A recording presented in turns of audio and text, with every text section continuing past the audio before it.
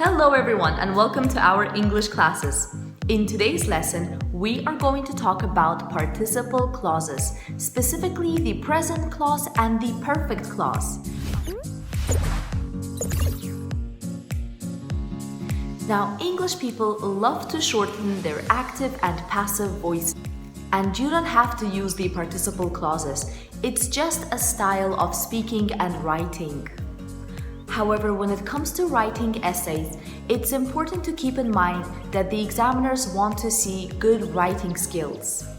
They want to see your grammar range. Moreover, by using participle clauses, you are demonstrating that you can speak English fluently, since these clauses are used mostly by native English speakers.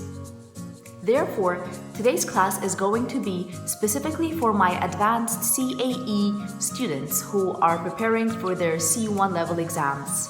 So get yourself a warm cup of coffee or tea and let's begin. Present clauses.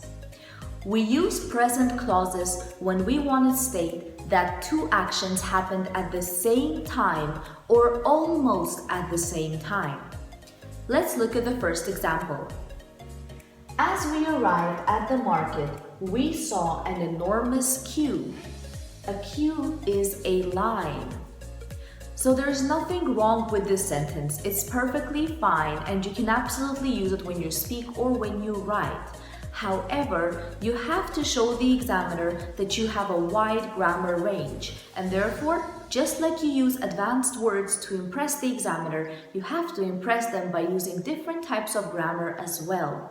So we will try to shorten this sentence, and when we do that, we cross out the as and the subject. So we cross them out, and we add an ing to the verb. So it becomes, arriving at the market, we saw an enormous queue.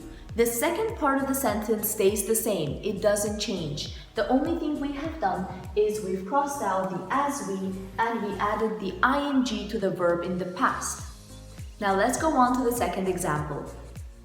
As I didn't have enough money, I decided to cook a meal at home.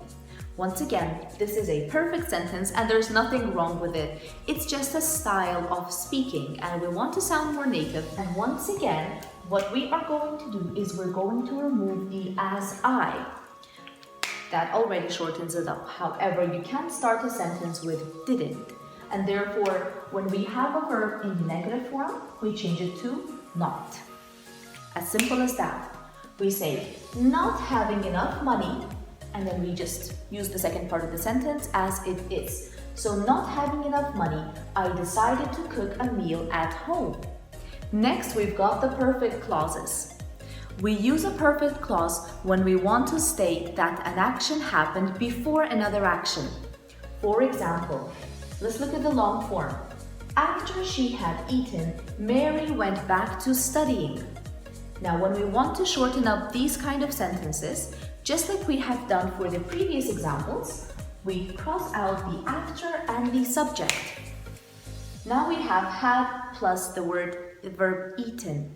What we have to do here is we have to turn the had into having. And therefore the structure is always having plus the verb in the past participle. There you go. We say, having eaten, Mary went back to studying. Nice, short, and you sound like a native speaker. Let's look at the next example. After she had put on her makeup, she looked good. So what we have to do in here is again, cross out the after and she. You're left with had put. What you do is you add an ing plus the verb in past participle, which remains as it is. So we say, having put on makeup, she looked good. Again, nice and short. And now let's check if you have understood this lesson. I'll give you a few minutes to think of your answer and then we'll do it together. Participle clauses. We're going to start with the present clause. While I was waiting for Emily, I read a book. How can we shorten this? good. We take out the while I was. So we just say, waiting for Emily,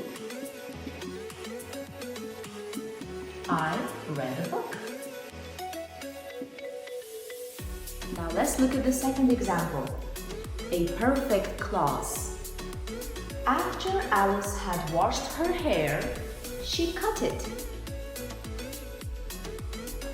How do you think we change this sentence? Excellent! Since it's in a perfect clause, we take out after Alice, we change the had into having, and we turn the verb into a past participle. However, this verb stays the same since it's regular. So we say, having washed her hair, she cut it. Very good. Thank you for watching. I hope you found this video helpful. As always, if you liked it, then please make sure to click that thumbs up button and subscribe to our YouTube channel, where we will be making more of these videos every single week. See you next time and take care.